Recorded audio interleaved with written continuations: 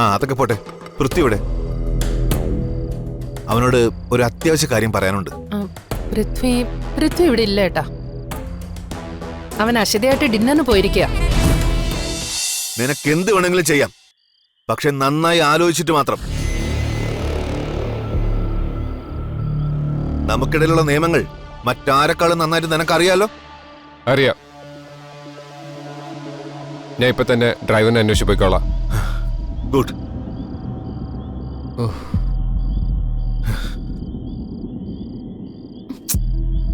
ഇത് പൃഥ്വി, വേഗം വാ, ലേറ്റ് ആവുന്നു. ആ വരുന്നു.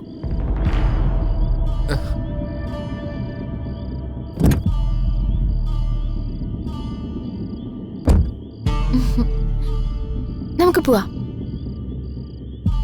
അത് പിന്നെ ആശി, നമുക്ക് നാളെ പോയാ പോരെ? എനിക്ക് അത്യാവശ്യമായിട്ടൊരു സ്ഥലം വരെ പോണായിരുന്നു. പൃഥ്വി പറ്റില്ല.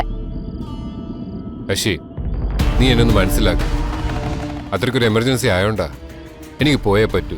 പൃഥ്വി ഇപ്പൊ പോയാ തിരിച്ചു വരുമ്പോ കാണുന്നത് എന്റെ ശവം മാത്രമായിരിക്കും. കുറെ നാളായി ഞാൻ സഹിക്കുന്നു. ഇനിയും വയ്യ. ഇങ്ങനെ പറഞ്ഞു പറ്റിക്കാനും മാത്രം ഞാനെന്ത് തെറ്റാ ചെയ്തേ?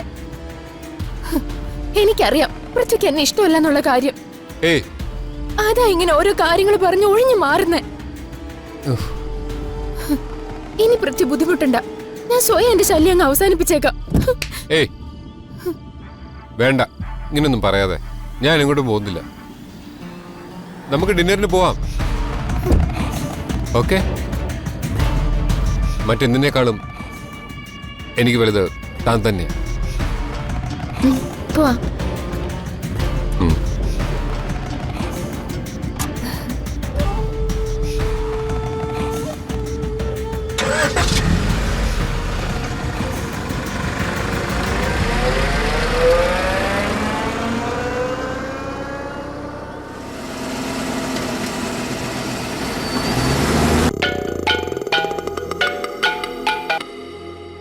ഹലോ, ഞാൻ പറഞ്ഞ കാര്യം എന്തായി ചന്ദ്രേട്ടാ?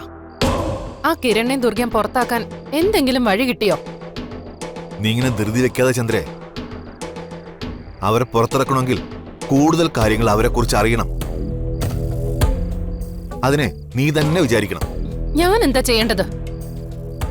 ആ നാശങ്ങളെ പറഞ്ഞുവിടാൻ എന്ത് ചെയ്യാനും ഞാൻ തയ്യാറാ. വെറുതെ പറഞ്ഞാ പോരാ, ചെയ്യണം. ഏട്ടൻ പറയുന്നത് പോലെ ഞാൻ ചെയ്യും. ഇനി ഒരിക്കലും തിരിച്ചു കയറാൻ പറ്റാത്ത പോലെ വേണം രണ്ടിനെയും പുറത്താക്കാൻ. അതിന് അവരുടെ എന്തെങ്കിലും രഹസ്യങ്ങൾ അറിയണം. നീ പറഞ്ഞു കേട്ടിടത്തോളം അവരെന്തൊക്കെയോ നിങ്ങളിൽ നിന്നും മറയ്ക്കുന്നുണ്ട്. അതറിയണമെങ്കിൽ അവരുടെ റൂം ഒന്ന് സെർച്ച് ചെയ്യണം. റൂമിൽ കയറി സെർച്ച് ചെയ്യാനോ? അതെ, അതല്ലാതെ മറ്റു വഴിയൊന്നും ഞാൻ കാണുന്നില്ല. അവസരം വരുമ്പോ ഞാൻ കയറി നോക്കാം. അത് മതി. സൂക്ഷിച്ചു വേണം അവരെ പുറത്താക്കാൻ നോക്കി. ചന്ദ്രേ, നീ പുറത്തു പോകാനിടയാവരുത്. മനസ്സിലായി, ഞാൻ ശ്രദ്ധിച്ചോളാം. അതൊക്കെ പോട്ടെ. പൃഥ്വി ഇവിടെ. അവനോട് ഒരു അത്യാവശ്യ കാര്യം പറയാനുണ്ട്. പൃഥ്വി ഇവിടെ ഇല്ല ഏട്ടാ. അവൻ അശ്വതിയായിട്ട് ഡിന്നറിന് പോയിരിക്കുക. ഡിന്നറിനോ? അതെ. എന്താ ഏട്ടാ? എന്താ അത്യാവശ്യ കാര്യം വല്ലതും ഉണ്ടോ?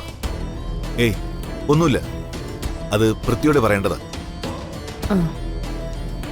ശരി ചന്ദ്രേ, എനിക്ക് കുറച്ച് തിരക്കുണ്ട്. ഞാൻ പിന്നെ നിന്നെ വിളിച്ചോളാം. ശരി ഏട്ടാ.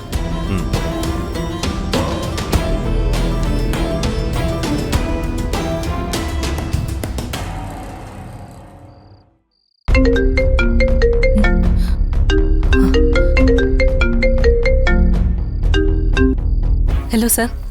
ഹലോ ജെഡി, വിഗ്രഹത്തിന്റെ കാര്യത്തിൽ എന്തെങ്കിലും പോസിറ്റീവ് മൂവ്മെന്റ് നമ്മുടെ ഭാഗത്തുനിന്നുണ്ടായോ? ഇല്ല സർ, ഞങ്ങൾ ശ്രമിക്കുന്നുണ്ട്. മെയിനോന്റെ ഒരാളെ ഞങ്ങൾ കസ്റ്റഡിയിൽ എടുത്തിട്ടുണ്ട്. അയാളിൽ നിന്ന് എന്തെങ്കിലും ഇൻഫർമേഷൻ കിട്ടുമെന്നാ കരുതുന്നേ. ആ വഴിക്ക് ശ്രമിച്ചോളൂ, പക്ഷേ തിരച്ചിൽ നിർത്തരുത്. അതെ, മേനോൻ വിദേശികളുമായി ഡീൽ ഉറപ്പിച്ചിട്ടുള്ളതുകൊണ്ട് ഇനിയും വിഗ്രഹമോഷണങ്ങൾ ഉണ്ടാവും. മനസ്സിലായി സർ, ഞങ്ങൾ ശ്രദ്ധിച്ചോളാം. Okay JD, all the best. Thank you sir. Local പോലീസിന് ഇതുവരെ നമുക്ക് എഫ്ഐആറിന്റെ കോപ്പി പോലും കിട്ടിയില്ലല്ലോ. അവരത് ഓരോ കാരണങ്ങൾ പറഞ്ഞ് വൈകിപ്പിക്കുന്നതാ. ഉടനെ അത് കിട്ടാനുള്ള വഴി ഉണ്ടാക്കണം. അത് വേണം. ആ കള്ളന്മാരെ കിട്ടിയാലും നമുക്ക് മേനോനിലേക്ക് എത്താം. യെസ്, നോക്കാം. ഇനി മേനോനിലേക്ക് എത്താൻ സഹായിച്ചില്ലെങ്കിലും ആ വിഗ്രഹം തിരിച്ചു കിട്ടുകയെങ്കിലും ചെയ്യും.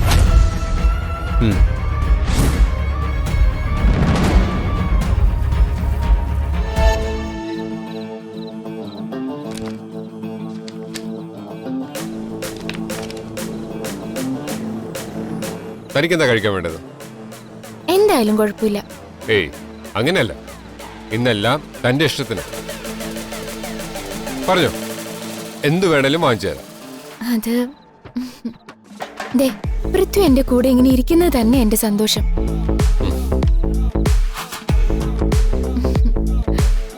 Sir order please. പറഞ്ഞോ ശരി.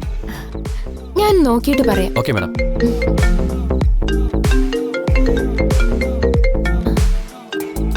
ആരാ പൃഥ്വി? ഓഫീസിൽ നിന്നാ.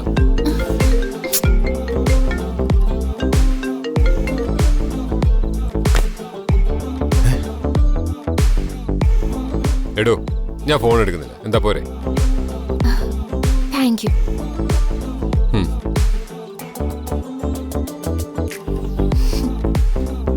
കോൾ കട്ടാക്കിയല്ലോ. ഇതിന് നീ ദുഃഖിക്കും പൃഥ്വി.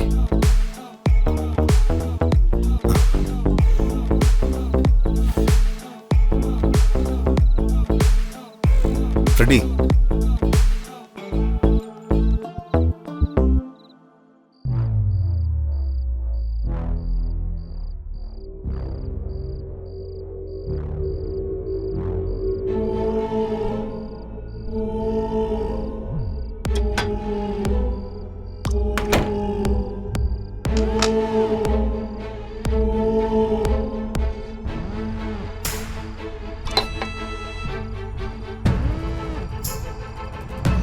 സഹദേവേട്ടാ,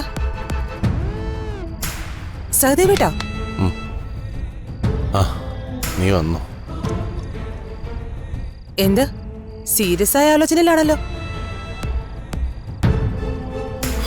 കാര്യങ്ങൾ ഇങ്ങനെ പോയാൽ ശരിയാവില്ല നീരജ. എന്തെങ്കിലും പെട്ടെന്ന് ചെയ്തേ പറ്റൂ. എന്ത് ചെയ്യണമെന്നാ സഹദേവേട്ടൻ പറയുന്നേ? അതല്ലടി, നമ്മുടെ പ്ലാനുകളെല്ലാം തകർന്നുകൊണ്ടിരിക്കുക.